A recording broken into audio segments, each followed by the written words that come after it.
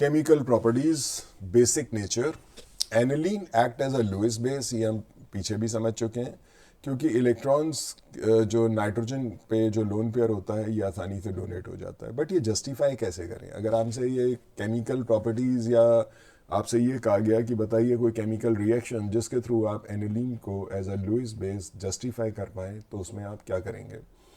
Aniline को HCl के साथ अगर आप रिएक्शन कराते हैं तो यहाँ पे क्या होगा, ये H पॉजिटिव जो निकलेगा वो यहाँ पे नाइट्रोजन से लोन पेयर लेके कोऑर्डिनेट बॉन्ड बना के जुड़ जाएगा। जैसे यहाँ पे C6H5 नाइट्रोजन, नाइट्रोजन पे क्या है, लोन पेयर है, यहाँ पे H, यहाँ पे H, और ये कोऑर्डिनेट बॉन्ड बना के यहाँ पे आपका जुड़ जाएगा H पॉजिटिव, यहाँ पे आ जाएगा, और ये पूरा एक चार्ज इसके ऊपर आ जाने वाला है। जो H पॉजिटिव पे चार्ज था HCl से निकलने के बाद, Cl पे नेगेटिव, H पे पॉजिटिव, वो पूरा चार्ज इस पे आ जाएगा। Now this is called as anilinium ion, या आप इसे फिनाइल अमोनियम, अगर यहाँ पे H होता तो हम इसे क्या बोलते हैं, अमोनियम आयन, NH4 पॉजिटिव, लेकिन एक H हटा के हमने लगा दिया फिनाइल, तो हम इसे कहेंगे फिनाइल अमोनियम। और फिनाइल अमोनियम आगे आप Cl नेगेटिव लगा दीजिए, जो Cl नेगेटिव है ये आयनिक बॉन्ड के थ्रू यहाँ पे जुड़ जाएगा, तो फिनाइल अमोनियम क्लोराइड बन गया, या इसको आप एनिलीनियम क्लोराइड भी कह सकते हैं, इस पूरे को एनिलीनियम आयन भी कहा जाता है। C2H5NH2 अगर H2SO4 से रिएक्ट होगा तो भी ऐसा ही होगा, H पॉजिटिव यहाँ लोन पेयर नाइट्रोजन का लेके ये इस तरह का एनिलीनियम आयन बना देगा और बाहर HSO4 आ जाएगा, तो ये बन जाएगा फिनाइल अमोनियम हाइड्रोजन सल्फेट, या एनिलीनियम हाइड्रोजन सल्फेट आप इसको बोल सकते हैं। This is anilinium ion. Reaction with alkyl halide, alkyl halide की रिएक्शन जब होगा तो यहाँ पे क्या होगा, एनिलीन का H और यहाँ से Cl एलिमिनेट हो जाएगा, और ये एल्काइल ग्रुप जो है ये इस H की जगह सब्स्टिट्यूट हो जाएगा, तो ये प्राइमरी अमीन है एनिलीन, NH2 ग्रुप है, यहाँ पे एक H हट के एक और एल्काइल ग्रुप आ गया, तो NH ग्रुप क्या होता है, सेकेंडरी अमीन होता है। तो प्राइमरी अमीन से सेकेंडरी अमीन आपका बन गया, इसको आप मिथाइल फिनाइल अमीन बोल सकते हैं। अल्फाबेटिकली आपको लिखना है मिथाइल फिनाइल अमीन, या IUPAC नेम बनाना चाहते हैं तो ये किसका डेरिवेटिव कहा जाएगा, एनिलीन का, C6H NH2 का एक H हटा के आपने मिथाइल लगा दिया, तो इसे N मिथाइल एनिलीन बोलते हैं, तो N मिथाइल एनिलीन इसको कहा जाएगा, ये IUPAC नेम है and this is common name. लेकिन रिएक्शन यहाँ रुकेगा नहीं, जैसे ही सेकेंडरी अमीन यहाँ पे बनेगा, दोबारा से आपने इसको एक्सेस में लिया है तो ये दोबारा उससे रिएक्ट कर जाएगा और यहाँ पे एक और HCl निकल जाएगा, एक और मिथाइल ग्रुप यहाँ पे आ जाएगा। Now this is called tertiary अमीन। ये प्राइमरी अमीन है NH2, NH सेकेंडरी अमीन, और N अगर रह जाए, एक भी हाइड्रोजन नहीं है यहाँ पे, तो आप कह सकते हैं टर्शरी अमीन है। So this is an example of tertiary अमीन। अब इसका कॉमन नेम कैसे बोलेंगे, आपको अल्फाबेटिकली बोलना है, डाई मिथाइल फिनाइल एमीन। तो इसका एक कॉमन नेम अगर हम यहाँ पे लिखें तो डाई मिथाइल फिनाइल एमीन। लेकिन IUPAC लिखना है तो मिथाइल पहले आएगा अल्फाबेटिकली, मतलब ये दो मिथाइल और एनिलीन तो ये है ही, इसका डेरिवेटिव तो मान के चल रहे हैं, तो N, डाई मिथाइल एनिलीन, आप इसको टर्शरी अमीन को नाम दे सकते हैं।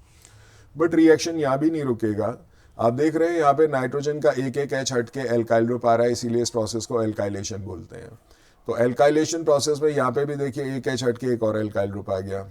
लेकिन अभी एक और चीज़ हो सकती है कि टर्शरी अमीन जब इससे मिथाइल क्लोराइड से दोबारा रिएक्ट करेगा थर्ड टाइम, तो यहाँ पे क्या होगा, ये बीच में से टूट जाएगा, ये पॉजिटिव पार्ट, ये नेगेटिव पार्ट।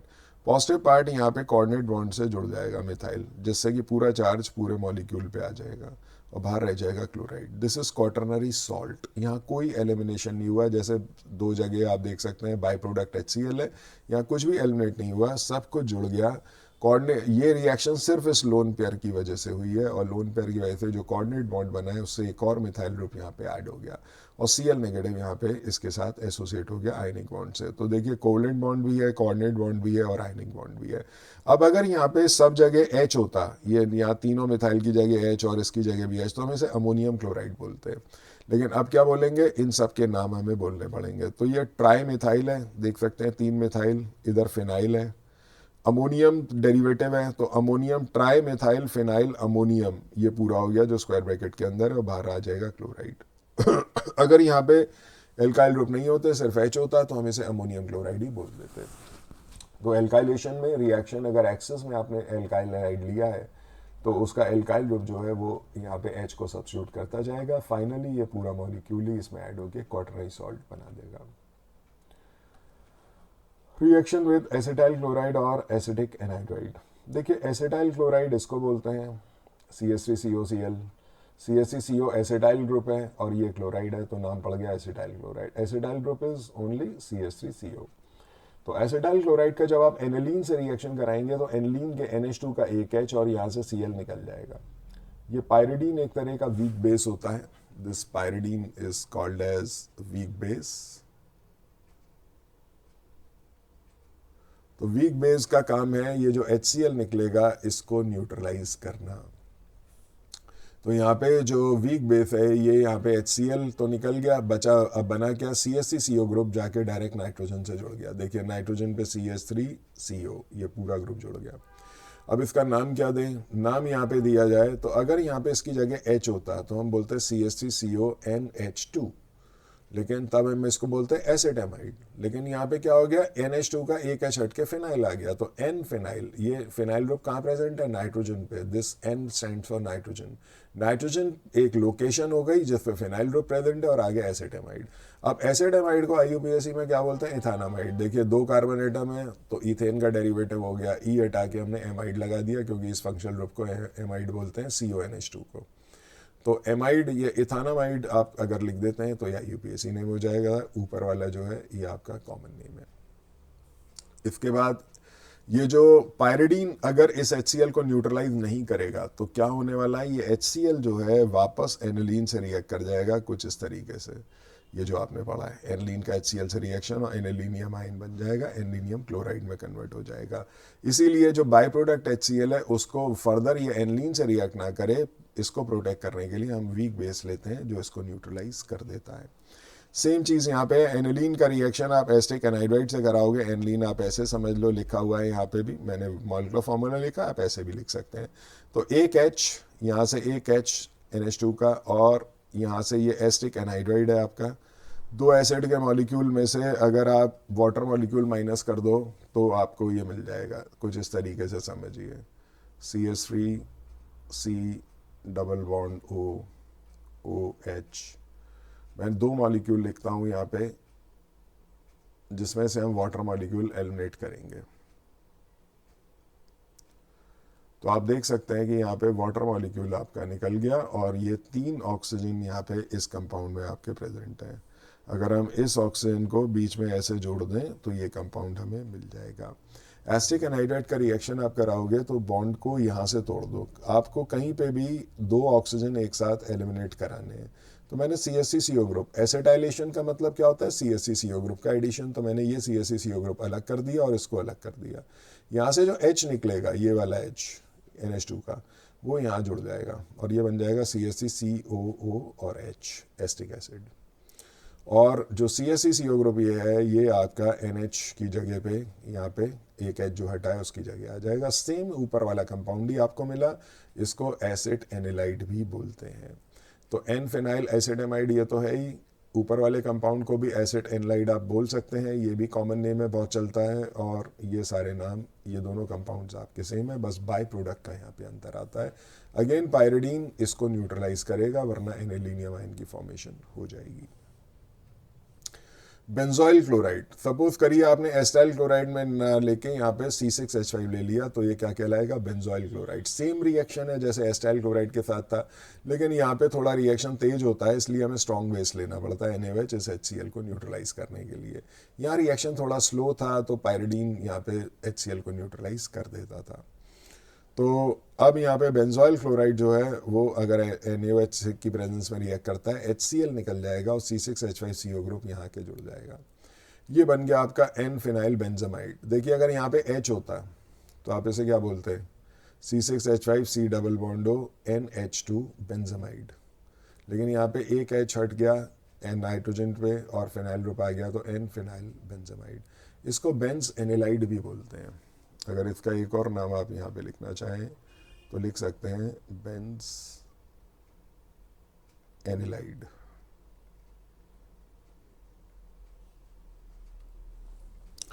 नोट, तो कन्वर्जन, ये एनिलीन का रिएक्शन हमने बेंजोइलेशन भी पढ़ा, हमने एस्टिक एनहाइड्राइड से भी पढ़ा, और यहाँ पे एसिटाइल क्लोराइड। तो यहाँ तो एसिटाइल ग्रुप ऐड हो रहा है CaCO, लेकिन यहाँ पे बेंजोइल ग्रुप ऐड हो रहा है। बेंजोइल क्या होता है, C6H5CO को बेंजोइल बोलते हैं। और इस पर्टिकुलर रिएक्शन का नाम स्कॉटन बॉमेन रिएक्शन है। This process is called as benzoylation.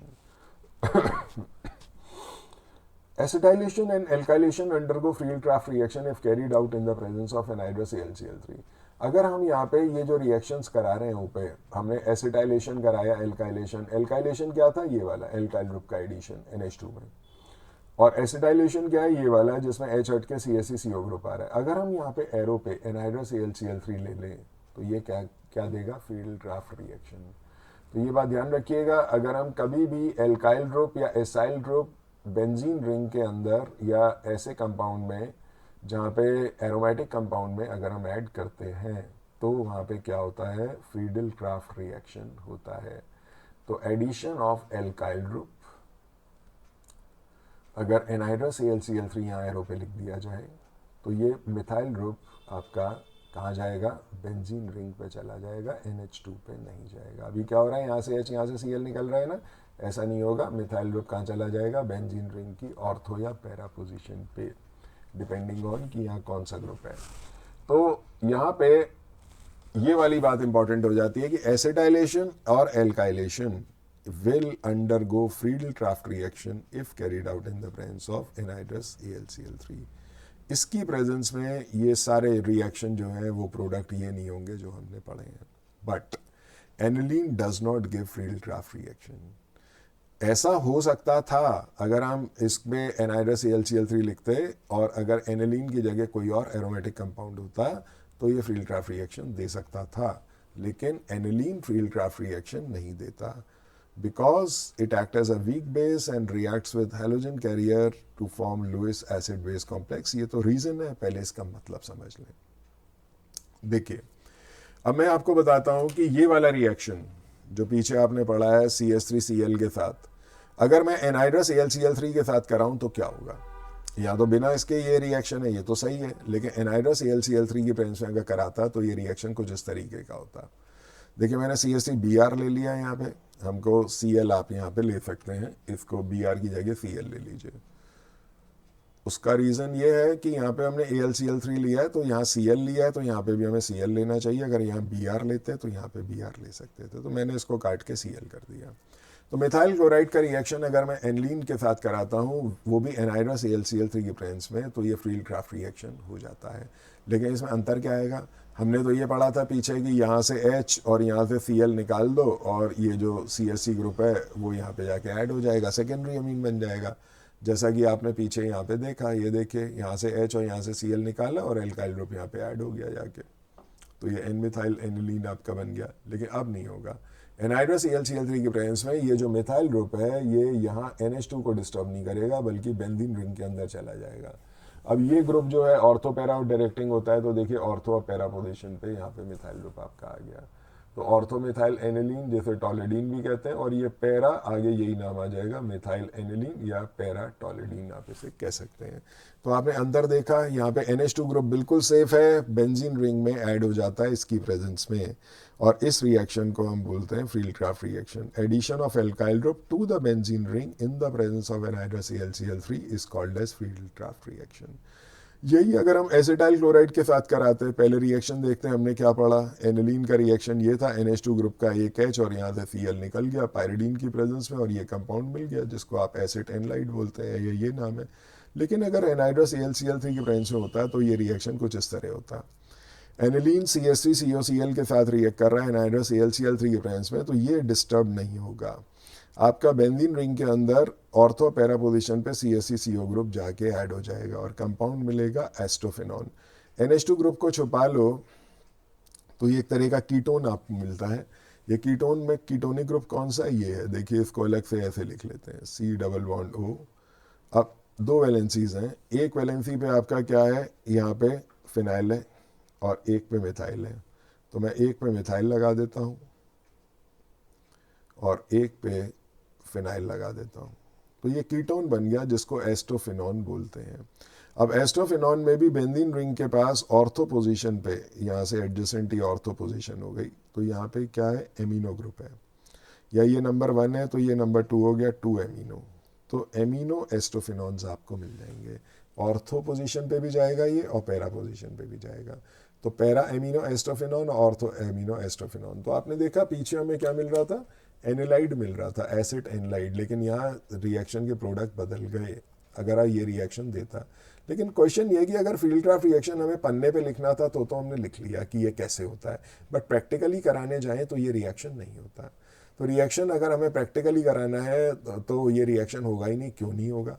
उसकी वजह यह है कि एनिलीन जो है वो इससे रिएक्ट ना करके इससे रिएक्ट कर जाएगा। रीज़न क्या है? ये क्या है, लुइस एसिड, और एनिलीन क्या है, लुइस बेस। देखिए एनिलीन के पास लोन पेयर है लेने के लिए, और जो एल्युमिनियम है, एल्युमिनियम के आउटर मोस्ट शेल में 3 इलेक्ट्रॉन 3 क्लोरीन के साथ बॉन्ड बनाते हैं, तो 6 इलेक्ट्रॉन हुए। 6 इलेक्ट्रॉन को 2 इलेक्ट्रॉन चाहिए अभी ऑक्टेट पूरा करने को, वो दे देगा कौन, एनिलीन। एनिलीन के नाइट्रोजन के पास लोन पेयर है, तो ये लुइस बेस है जो इलेक्ट्रॉन पेयर दे रहा है, और जो ले रहा है वो क्या है, लुइस एसिड है, और ये क्या बन गया, एसिड बेस कॉम्प्लेक्स। तो इसका तो नंबर ही नहीं आया, यही आपस में रिएक्ट कर गए।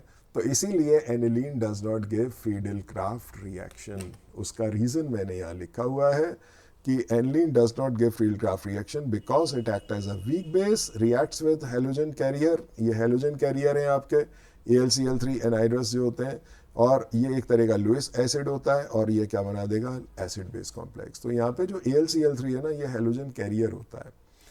क्यों? क्योंकि मिथाइल ग्रुप तो अंदर रिंग में ऐड होता है। अब Cl को कौन पकड़ेगा, Cl को ये पकड़ के रखता है, तो इसीलिए इसे हेलोजन कैरियर बोलते हैं। लेकिन हेलोजन कैरियर यहाँ पे क्या है, लुइस एसिड है। तो एसिड और बेस का रिएक्शन होने की वजह से यहाँ पे फील्ड क्राफ्ट रिएक्शन नहीं मिलता है, बल्कि एसिड बेस कॉम्प्लेक्स मिल जाता है। हाँ, कोई और एरोमेटिक कंपाउंड होता तो वहाँ वो ये रिएक्शन पॉसिबल हो सकता है। अब आते हैं कार्बाइलएमीन टेस्ट। बहुत इंपॉर्टेंट टेस्ट है ये आपका एनिलीन को पहचानने के लिए एरोमेटिक केमिस्ट्री में। यहाँ पे एनिलीन को जब आप क्लोरोफॉर्म की प्रेजेंस में एल्कोहलिक KOH के साथ रिएक्ट कराते हैं, ध्यान रखना ये टर्म एल्कोहलिक, अगर ये एल्कोहलिक नहीं लिखा तो गड़बड़ हो जाएगी। एल्कोहलिक KOH की जो खास प्रॉपर्टी होती है वो होती है डीहाइड्रोहेलोजिनेशन। एल्कोहलिक KOH जो है इसकी एक खास प्रॉपर्टी होती है जो होती है डीहाइड्रोहेलोजिनेशन। डीहाइड्रोहेलोजिनेशन का मतलब क्या है? डी का मतलब रिमूवल हाइड्रोजन का और हेलोजन का। तो यहाँ पे इसकी प्रेजेंस में हाइड्रोजन कौन से जाएंगे, 2 HA और 1 HA। जो कार्बन से जुड़े हैं उस हाइड्रोजन को नहीं, जो एक्टिव हाइड्रोजन है, नाइट्रोजन इलेक्ट्रोनेगेटिव आइटम से ये और एक ये 3 हाइड्रोजन आपके जाएंगे, और यहाँ पे 3 Cl। तो 3 हाइड्रोजन और 3 Cl मिला के क्या बना देंगे, 3 टाइम HCl, जो 3 टाइम KOH रिएक्ट करके क्या बना देगा, 3 time salt and 3 times water. अब बचा क्या, यहाँ पे बचा नाइट्रोजन और यहाँ बचा कार्बन। H तो निकल गया, Cl निकल गया, तो ये N और C आपस में कंबाइन करके क्या बना देंगे, मिथाइल आइसोसाइनाइड। ये मिथाइल आइसोसाइनाइड कहिए, फिनाइल कार्बाइलएमीन कहिए, या फिनाइल आइसोनाइट्राइल भी आप इसे बोल सकते हैं। एक्सट्रीमली फाउल ओडर है। इसके पहले आपने अगर कोई एक्सट्रीमली या कोई भी फाउल ओडर आपने सूंघा है तो वो इसके सामने परफ्यूम है। एक्सट्रीमली फाउल ओडर इतना है कि इसको टेस्ट के तौर पे यूज़ किया जाता है। तो टेस्ट ये है यहाँ पे कि ये जो कंपाउंड मिलता है isocyanide, it is a very very foul smelling compound, extremely foul smelling compound. ये टेस्ट किसका है, प्राइमरी अमीन का। प्राइमरी अमीन क्या होता है, जिसमें NH2 ग्रुप होता है, मतलब R की वैल्यू कुछ भी हो सकती है, आपका NH2 ग्रुप अगर है तो ये प्राइमरी अमीन है। और ये एनिलीन का टेस्ट है, एनिलीन आपके सामने लिखा ही हुआ है। तो प्राइमरी अमीन कोई भी हो, सेकेंडरी और टर्शरी नहीं देते ये टेस्ट, और एनिलीन आपका ये टेस्ट देता है। और एक्सट्रीमली फाउल ओडर यहाँ पे देखने को हमें मिलता है इस पर्टिकुलर कंपाउंड में। Reaction with benzene sulphonyl chloride, Hinsberg reagent. Hinsberg reagent ये होता है C6H5 2SO2Cl। अगर यहाँ पे इसका रिएक्शन एनिलीन के साथ कराते हैं तो यहाँ पे वाइट PPD मिलता है। कैसे बनता है मैं आपको समझा देता हूँ। NH2 का एक H निकाल दीजिए और यहाँ पे Cl निकाल दीजिए। और ये कंपाउंड पूरा का पूरा आपका जुड़ जाएगा। तो बनेगा क्या, यहाँ पे एक बार लिख के देख लेते हैं, C6H5, यहाँ पे NH रह गया क्योंकि एक H चला गया यहाँ से, और किसके साथ, Cl के साथ, ये वाले, और फिर यहाँ पे SO2C6H5। तो ये कंपाउंड है जिसका वाइट पीपीडी आपको मिला है, और ये NaOH में सॉल्युबल होता है। आप यहाँ पे अगर लिखना चाहें तो -HCl लिख सकते हैं, वो NaOH न्यूट्रलाइज कर देगा इस HCl को भी, लेकिन ये जो वाइट पीपीडी आपको मिला है वो ये वाला कंपाउंड है जो कि सॉल्युबल होता है। रिएक्शन विद ग्रिग्नार्ड रिएजेंट, देखिए 6 ऐसे कंपाउंड हैं जो जब भी ग्रिग्नार्ड रिएजेंट से रिएक्ट करते हैं हमेशा एल्केन देते हैं। कितने कार्बन एटम का, जितने अल्काइल ग्रुप में ग्रिग्नार्ड में कार्बन एटम होते हैं। ग्रिग्नार्ड का अल्काइल ग्रुप देखना है, इससे कोई मतलब नहीं है। यहाँ से H मिलेगा एनिलीन से आपको, और यहाँ पे आपको ये C2H5, ये C2H6, ये जो मैग्नीशियम के साथ बचा हुआ ये जो C6H5NH है, ये जुड़ के बाहर निकल जाएगा। तो ये इथेन आपको यहाँ पे मिल जाने वाला है। वो 6 कंपाउंड कौन से हैं जिनको कि आप यहाँ पे इस तरीके से रिएक्ट करते हैं, तो वो 6 कंपाउंड हैं। Number first water, number second alcohol, ये से हाइड्रोजन देंगे अपना और कुछ नहीं देंगे। Number 3 acid, number 4 ammonia, number 5 primary amine RNH2, और नंबर 6 सेकेंडरी अमीन। तो ये प्राइमरी अमीन का रिएक्शन हमने यहाँ पे पढ़ा, NH2 ग्रुप है, तो ये वाला कंपाउंड हमने यहाँ पे इस तरीके से। बाकी ये सब भी ग्रिग्नार्ड से रिएक्ट करेंगे तो सब हाइड्रोजन देंगे बस, और यहाँ से एल्काइल ग्रुप लेके कंबाइन करके आप एल्केन बना सकते हैं। और बचा हुआ जो पोर्शन है वो मैग्नीशियम के साथ निकल जाएगा, जैसे आपने देखा NHC6H5 है तो वो निकल जाएगा। जैसे ROH लेते हैं तो यहाँ से H निकल जाएगा, OR यहाँ से निकल जाएगा। Reaction with nitrous acid, diazotisation. NaNO2 nitrous acid के साथ रिएक्शन में पहले नाइट्रस एसिड बनाना पड़ेगा। नाइट्रस एसिड लैब में नहीं मिलता, तो NaNO2 HCl से रिएक्ट किया और पहले हमने HNO2 बनाया, NaCl निकल गया, H और NO2 कंबाइन हो गए। जैसे ये बनेगा HNO2, एनिलीन से रिएक्ट होगा। एनिलीन है HNO2 और HCl थोड़ा हमने एक्सेस में लिया तो वो यहाँ आ गया, लेकिन टेम्परेचर यहाँ रखना है in cold 0 to 5 degree centigrade. अब यहाँ पे क्या होना है समझिए, इस एनिलीन के 2 H, यहाँ से 1 H और यहाँ से 1 H, 4 H आपके हो गए। 2 H यहाँ से, 1 H ये वाला और 1 H HCl का, 1 H HNO2 का, 1 HCl का और 2 NH2 के, 4 H हो गए। 2 ऑक्सीजन है आपके पास, 2 टाइम्स वाटर बना देंगे। अब बचा क्या, C6H5N बचा, ये 2 H तो चलेगा आपके। यहाँ पे भी क्या बचा, N बचा, हाइड्रोजन और ऑक्सीजन दोनों चलेगा। और यहाँ पे क्या बचा, Cl, क्योंकि H और O तो सारे कंबाइन करके क्या बना गए, वाटर। बचा गया C6H5N, यहाँ पे N और यहाँ पे आपका Cl। तो ये चीज़ आपको यहाँ पे ध्यान में रखनी है। अब ये जो कंपाउंड मिला इसको कहते हैं बेंजीन, इसको कहते हैं डाइजोनियम और इसको कहते हैं क्लोराइड। तो ये this is called as benzene diazonium chloride. तो एनिलीन, अब इन दोनों रिएक्शन को कंबाइन करके लिखना है तो HNO2 आपका यहाँ पे क्या हुआ, HNO2 जो है कैंसिल आउट हो गया। यहाँ पे आपका एनिलीन रिएक्ट हुआ NaNO2, ये आ गया आपका NaNO2, 2 टाइम HCl आ गए रिएक्टेंट साइड पे। तो आप देख लीजिए, एनिलीन आपने लिखा, NaNO2 आपने लिखा और 2 HCl के मॉलिक्यूल लिखे। ये तो कैंसिल हो गया, इसको लिखना ही नहीं। आगे क्या मिला, मेन कंपाउंड बेंजीन, ये रहा C6H5, डाइजोनियम N2 को बोलते हैं, और ये आगे क्लोराइड है। तो बेंजीन डाइजोनियम क्लोराइड प्लस यहाँ पे NaCl आपको मिला और 2 टाइम्स वाटर। तो ये कंप्लीट रिएक्शन है जिसको हम डाइजोटाइजेशन कहते हैं। या तो 2 स्टेप्स में लिखिए या फिर इसको 2 स्टेप को कंबाइन, अगर नहीं 2 स्टेप में लिखना चाहते हैं तो आप सिंगल स्टेप भी लिख सकते हैं। हाँ, HCl की जगह यहाँ पे H2SO4 भी यूज़ आप कर सकते हैं।